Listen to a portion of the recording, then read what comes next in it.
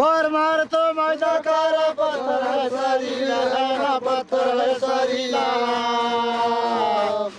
जो तो बाबा तो पारसा है जो सरीला का जो हाथ रहो सेमिनार बातिया जो हाथ रहो रे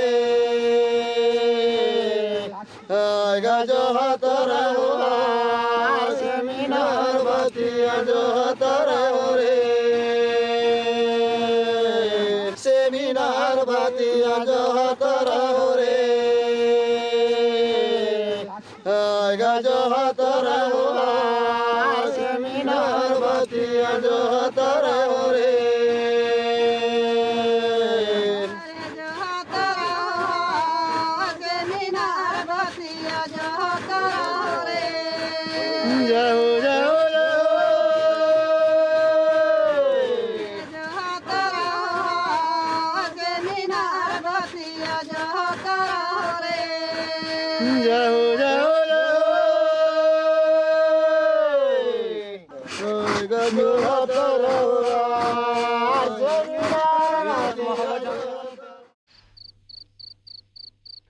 Indigenous communities in the country preserved these ancient methods of iron making well into the 20th century. One such community is the Agaria.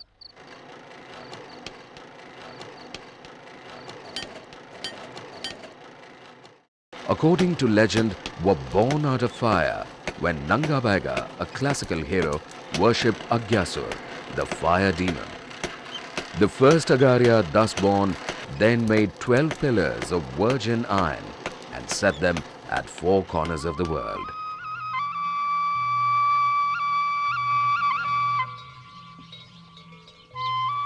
The Agaria are the iron smelters of central India and can be traced through the states of Madhya Pradesh and Chattisgarh. With a population of over 55,000, they are concentrated in the iron ore-rich Maikal hill range that runs along the Narmada river.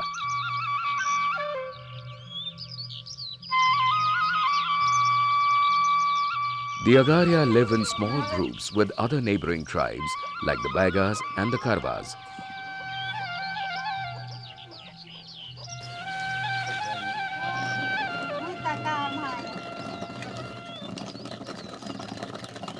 The Baigas are famed hunters and their legendary poison arrowhead was made by the Agarias. The Agaria also supplied them with agricultural implements. This gave them a prominent place in the social hierarchy and the indigenous economy. Ancient Sanskrit scriptures refer to iron and its properties. Herodotus mentions that the Indian soldiers in Xerxes' army had cane arrows tipped with iron. The Roman Empire relied heavily on India for the finest grade of steel. Throughout the Middle Ages, the Damascene blades of the Muslim warriors were made from wood steel exported from India.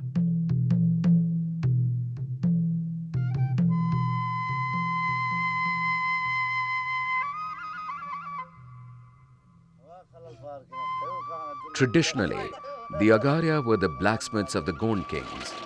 They lived in Gond villages and manufactured swords, spears and arrows for them.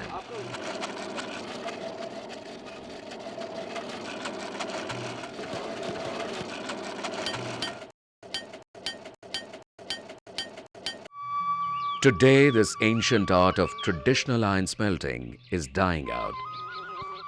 But it is still found in a few pockets in the Agaria belt, like here in district Dindori, Madhya Pradesh. We were fortunate to witness the process of smelting being performed, perhaps for the last time. The fine clay used to fashion the furnace is collected from riverbeds. To this is added a mixture of straw and husk. The women tread on it, and only when it reaches the right consistency will an Agaria woman use it to sculpt the furnace or bhatti. The bellows are made of a wooden cast covered with animal hide, which inflates and deflates as it blows air into the furnace. The hide is first soaked in water for a day to soften and is then tied onto the cast with leather laces.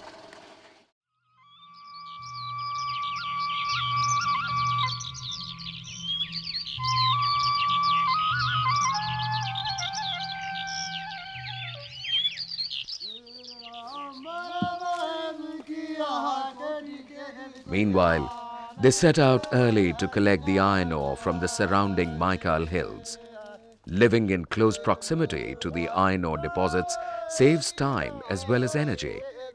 In the olden days, the Agaria would shoot a red arrow into the air, and wherever it fell, they would start digging there. For them, nature is sacred, and reverence for its resources comes naturally. The Agaria begin by invoking the blessings of Lohasur and their ancestors, who they know guide them to the sites. जो है तो अपने बाल से बच्चा से खेती से बाड़ी से शिवा से जुड़ी से अपने हैं तो सही सहाक पर खड़े रहे मुर्गा बच्चा रो ये देख दाई तोर दाम दे रहे हैं काहे बिल्कुल काहे लोहा से दाम दे रहे लोहा से काहे अगर सकते हो भाई हमारा मानता का हो गए सही और अपने लोहा घर में हमार बार सही हो गए हमार आजा दादी का मानता का तो सही चर पे देव नहीं चलता है वो काहे मुर्गी चलेगा तब उसने बच्चा उठाता है तब हम मानबो नहीं तो हम The Agaria and the Asur are believed to be descendants of the Asuras, the mythical enemies of the gods. They find elaborate mention in the Rig Veda and Mahabharata.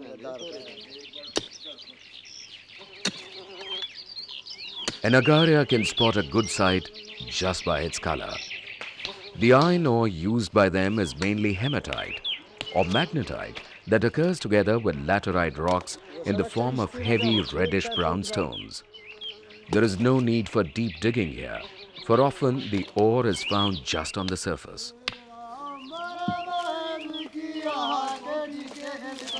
About 100 kilometers away near Shahaed was a family that still practiced this ancient art of iron smelting. We decided to visit them. On reaching the village, we found that they had all the infrastructure but had abandoned this tradition.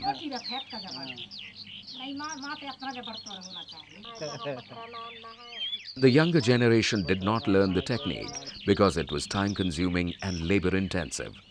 We asked them why and were told that they were not allowed to collect firewood. The forest no longer belonged to them.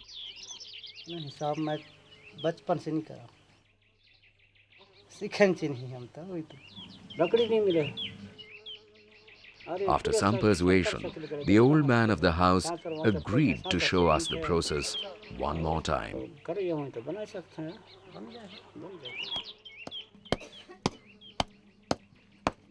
Women hold a key position in Agaria society and in keeping the tradition of iron smelting alive. They contribute in equal measure to the production of agricultural tools and household items from iron, and take on the task of selling the ironware at local markets. They too have to trudge long distances to gather ore and wood required for the furnace. In short, women provide the base on which the tradition of Agaria as iron smelters survives.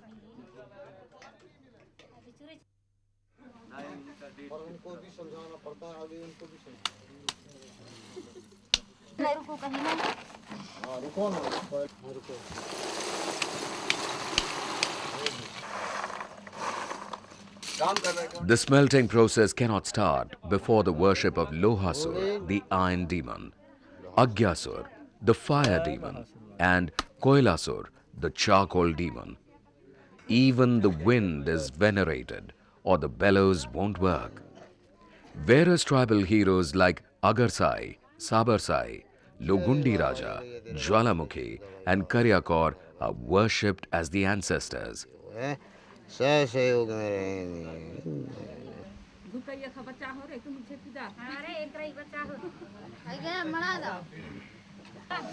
The fire used for smelting can only be lit using a virgin fire and not fire leavings or fire that has been used earlier, the only exception being the holy bonfire.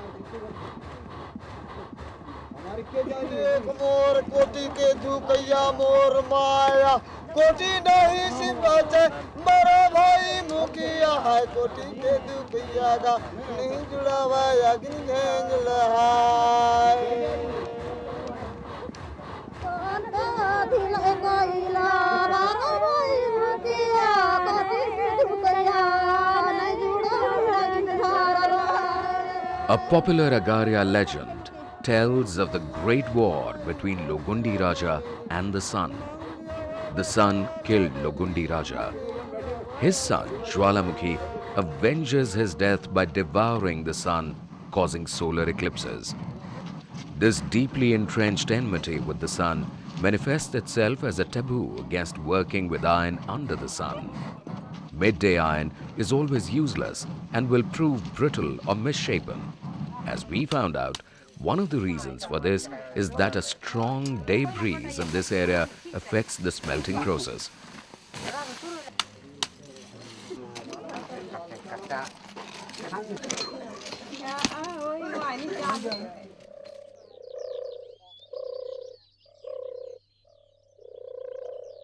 With the demise of the barter economy, the Agarias have been forced to change their skills. 1 kilo of iron is available for just 20 rupees in the local market, and so it has become impossible for them to compete. Now they have no choice but to change their means of earning a living.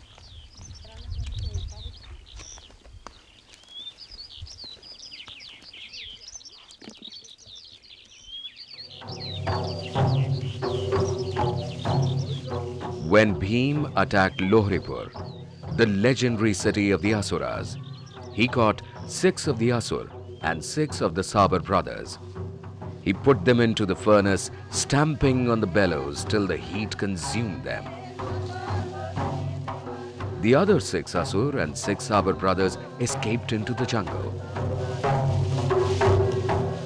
When God found them hiding there, he told them that Lohasur's sons were to be Asurs and Sabar's sons were to be Agarias.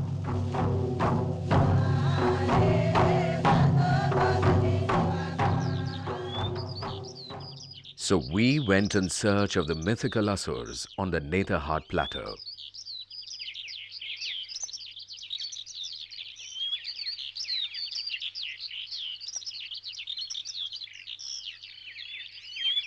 We showed them the photographs. They showed us slag remains and ruins of old furnaces. We were told that the process was prevalent in the area, but here too it had become extinct. We had obviously stirred up old memories of the passing of an age, as they directed us to another village not too far away, where just one Asur family is still keeping alive what is now a dying art.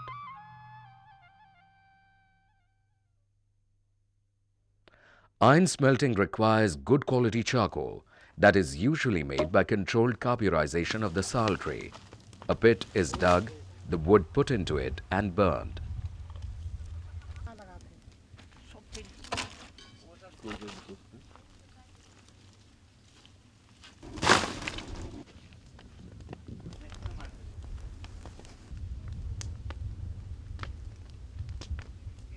Then soil is thrown over it so that the wood burns in the absence of oxygen, resulting in a better quality coal that can burn for a longer time. This charcoal is capable of generating heat of up to 1500 degrees centigrade, which is required for the iron to smelt. Although the process of smelting is very similar for the Agaria and the Asur, there is a slight difference in the structure of the furnace. The Asur one, which is a tapering shaft furnace, is more primitive since it does not have an angle shaft like the Agaria. There is just one hole at the base of the furnace with 2 openings to take out the slag. The iron comes out from the center. The Asur furnace is an 80 centimeter high tapering shaft furnace with a diameter varying from 50 centimeter at the bottom to 15 centimeter at the top. The iron ore and charcoal fed into the furnace have a size range of 0 to 10 millimeters and 0 to 25 millimeters respectively. The red stones are ground to a fine consistency, mixed with charcoal in a proportion of 16:15 and poured into the furnace. When the kiln is ready, a mixture of husk, iron ore dust and charcoal dust covers the mouth, with just enough room to fix a nadi or funnel, which is attached to two hollow bamboo poles called toda or begul. Although these ancient people who worked by instinct never realized it, a lot of science is involved in the process. For example, the bamboo twires have to be positioned so that the air meets at the center of the furnace to achieve optimum temperature. Thereafter, 15 kilograms of iron ore and charcoal are charged in alternate layers about 9 to 10 times. The air blast is maintained continuously for 5 hours till the molten iron rolls out.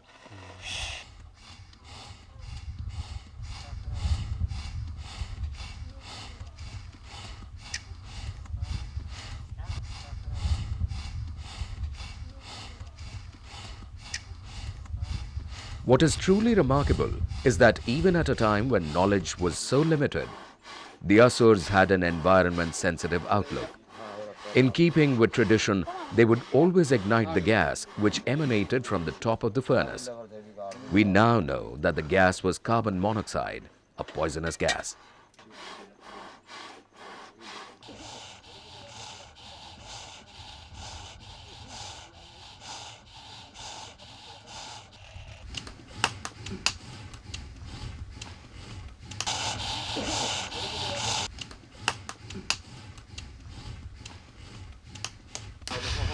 Wooden sticks are poked in through the twire from time to time to check for slag formation. Normally, about 2 kilograms of slag is removed during the entire reduction period, in which 3 or 4 deslagging operations are undertaken. The blowing stops after the charge has reached a critical level.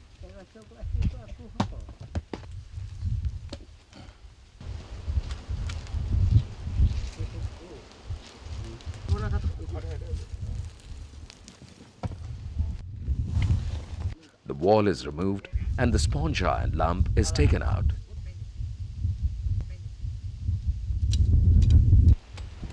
The sponge iron is beaten and cut into two with a chisel and hammer. It is reheated again in a separate furnace of the type a blacksmith uses. Repeated heating and beating causes a lot of slag to flow out of the sponge iron. About 30 to 50% weight reduction takes place in this step, and the iron is shaped, usually into an agricultural implement.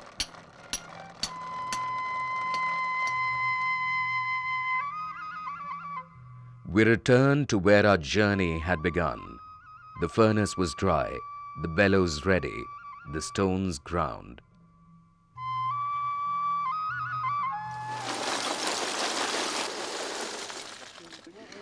Preparations are afoot for the night of smelting, when the Agaria demons will be invoked. And no Agaria invocation is complete without alcohol made from the mahua flower. This is central to the celebrations for the birth of the virgin iron.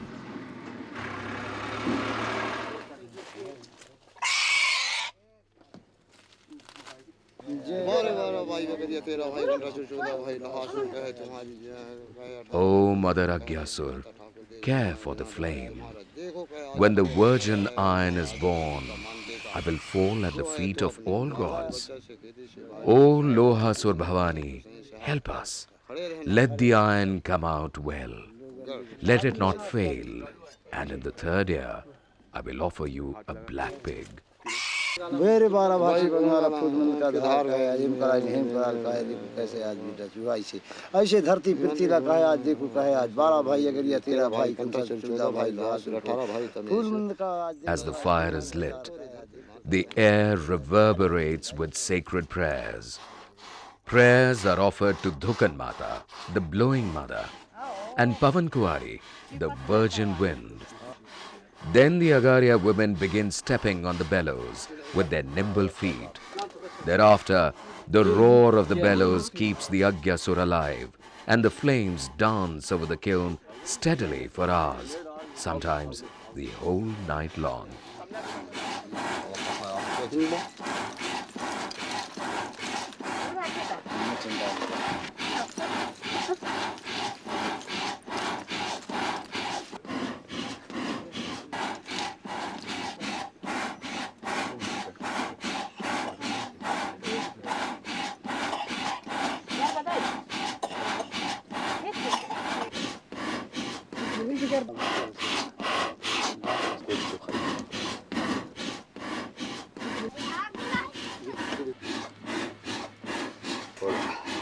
ये मैं धान उड़ जाए हाँ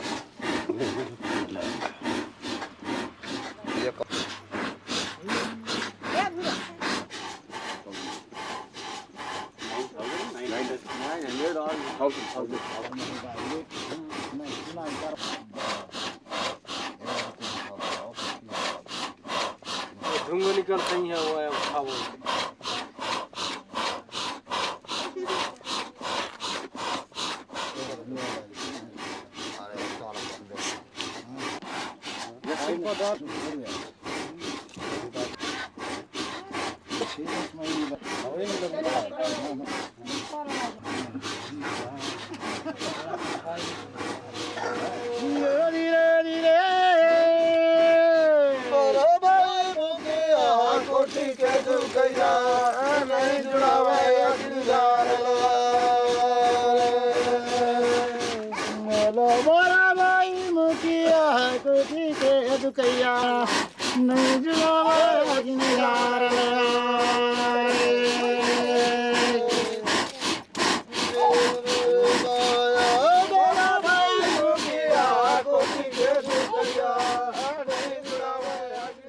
And they pray. Deep in the womb of the furnace, the fire and the earth come together in fiery communion to give birth to a son named Iron. A son who changed the course of our entire civilization the moment it was born.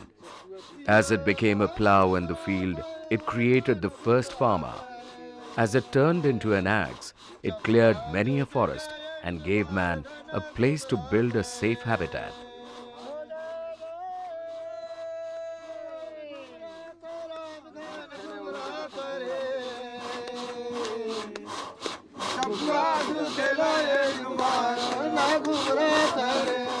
The mysterious blue flames that dance above the furnace all night, the warm glow of the coal burning under the constant blast from the bellows, the fierce iron rolling out of the furnace, the sudden spikes of light that leap out each time the hammer hits the glowing iron. This imagery is central to Agaria folklore.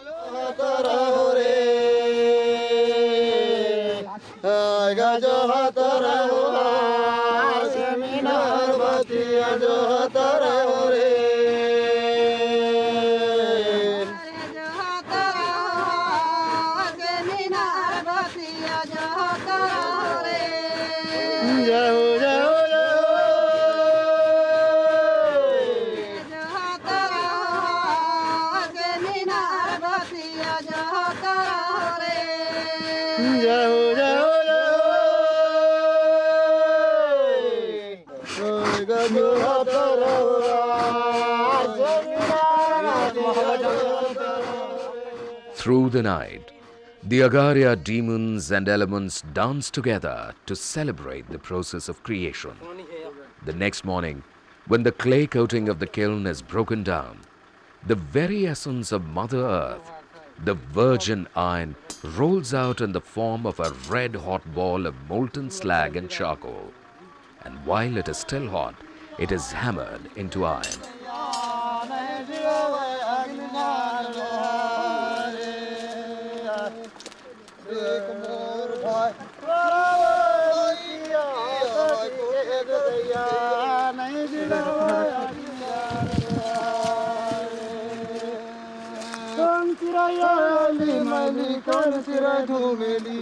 We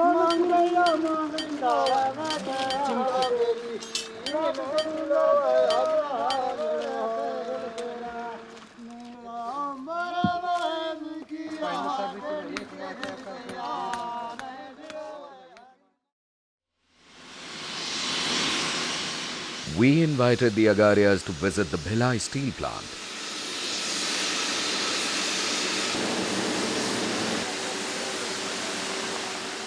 And as they stood there and watched the tongue of fire roll out, they knew that the demands of the modern world have far exceeded the capabilities of their ancient heritage. And yet, Lohasur and Agyasur are still alive. The Agarias were the pioneers. And despite the leap in technology and productivity, their place in the history of human evolution remains indomitable.